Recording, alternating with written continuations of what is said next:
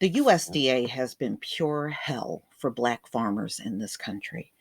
Even when they get loans, they'll have somebody managing and dispersing money on their behalf instead of giving them their money like they do with white farmers.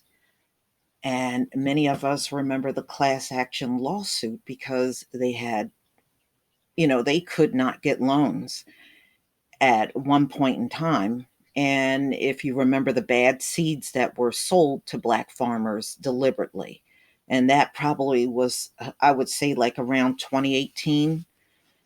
So it's just been one thing after another. And on top of that, farmland stolen. So all of the sabotaging they have done, and they still haven't made things right for these Black farmers.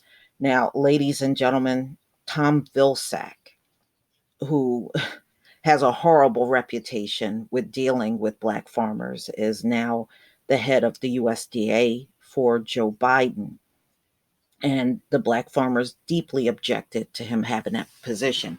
And this is the same man that fired Shirley Sherrod based on an edited video from Breitbart. Many of you may remember that too. This is the same man that fired her. And then later, when he saw the entire footage, he tried to hire her back, but she wouldn't go back. And I don't blame her. If it's going to be that easy for you to fire somebody, why would I want to come back? I wouldn't come back either. So this came out on NPR March 13th, 2021. Black farmers have long faced discrimination. New aid aims to right the past wrongs. Y'all can't right those past wrongs, save your mama's life. The damage is long past, it's irreparable. And I don't think y'all are really too interested in repairing things with Black farmers. If you could eliminate all of them, you would. So I'm going to go ahead and play this audio from NPR. We're going to dig into that $1.9 trillion relief package President Biden signed into law earlier this week. Now, you've probably heard about the direct aid many Americans will receive and the expanded child tax credit. But what you might not have heard much about are provisions that have to do with America's farmers, specifically farmers who are Black, Hispanic, or Native American. $4 billion in debt relief has been allocated for farmers of color in this latest package. In a statement, Agriculture Secretary Tom Vilsack said, quote, "For generations, socially disadvantaged farmers have struggled to fully succeed due to systemic discrimination and a cycle of debt," unquote. And he noted that these farmers are also experiencing the COVID-related burdens of disproportionate infection rates, hospitalizations, death, and economic hurt. For more on this, we're joined now by Secretary Vilsack. He was just recently confirmed again. He also led the department under President Obama. Secretary Vilsack, welcome. Thanks for joining us. Well, thank you. Let's talk about the provisions for minority farmers. I mean, you proposed wiping out several $billion in debts of Black, Hispanic, and Native farmers. I understand that there's also a substantial amount for technical assistance, for example, like an equity commission to evaluate the USDA's practices. So why this approach? What informed it? Well, I think there are two basic reasons for the importance of this and the necessity of it in the American Rescue Plan. First, the fact is that there was discrimination in the 70s and 80s and into the 90s at USDA that made it very difficult for socially disadvantaged producers to access fully and completely the programs at USDA. And the result, of course, is that over a period of time, they get further and further behind. And the reason being is many of the programs at USDA are designed to benefit those who produce. And if your loan wasn't granted on time, if your interest rate was higher, if you didn't get a loan, then you couldn't necessarily keep up with your neighbor in terms of production. You weren't able to buy the newest equipment. You weren't able to get the best seed. You weren't able to buy the farm next to you to be able to expand your operation. So over a period of time, a system that basically rewards production created a gap between those who were advantaged and those who were socially disadvantaged. So some of the legislators who support this approach, like Senator Raphael Warnock of Georgia, have said these provisions are meant to respond to, decades of, if perhaps not even longer, but let's just say decades of discrimination that particularly the descendants of enslaved people face. So do you see this as a form of reparations? I mean, and of course you are aware that Republican critics of this program are also calling it reparations, which is how they're vilifying it. I mean, do you see it as reparations? What I see it is a acknowledgement that acts of discrimination took place, and that you not only have the specific result of the act, but that there is a cumulative effect of being discriminated against that sort of grows over time. And in order for us to have an equitable and a fair USDA, it's necessary for us to address that gap. And then, of course, one of your critics, Austin Scott, who's a Republican of Georgia, issued a statement asking why women aren't included. Well, the reality is that women will be included to the extent that they fall within the Hispanic, Black, Native American definition of socially disadvantaged.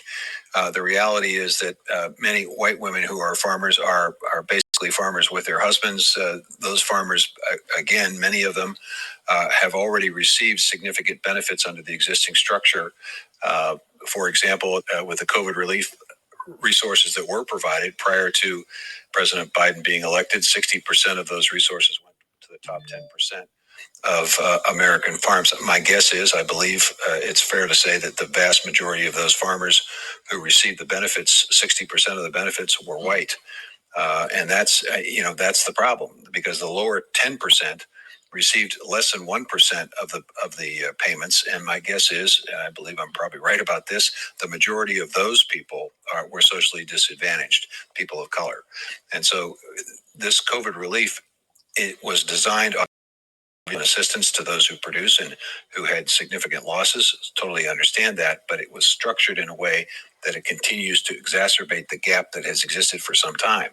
Well, you're at the sort of at a pivot point here where you are saying that systemic issues are going to be addressed systemically.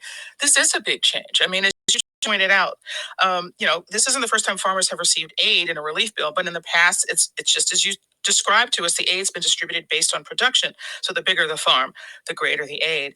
I'm just wondering how you're going to explain to farmers who are used to being advantaged under this system, you know, how do you explain to them why this is the right thing to do? Farmers are known to have, particularly within, certain states, a lot of political influence.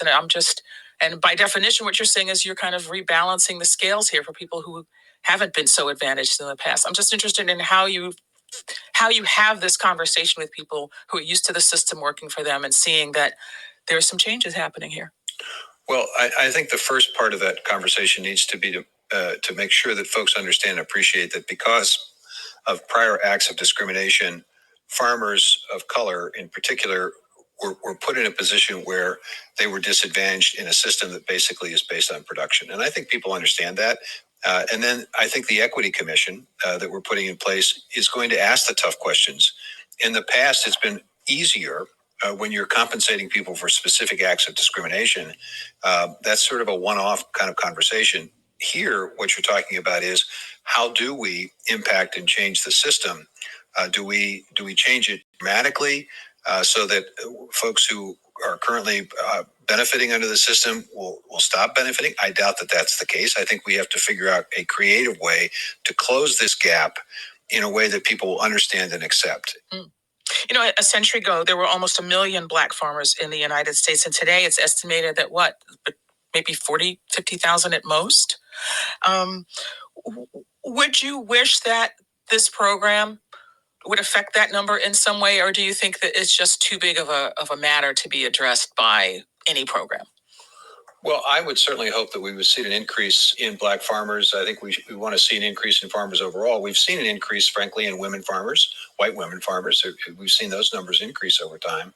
I would hope that we would see continued increase. We want younger farmers. We want beginning farmers. We want returning veterans seeing the opportunity. We want people of color.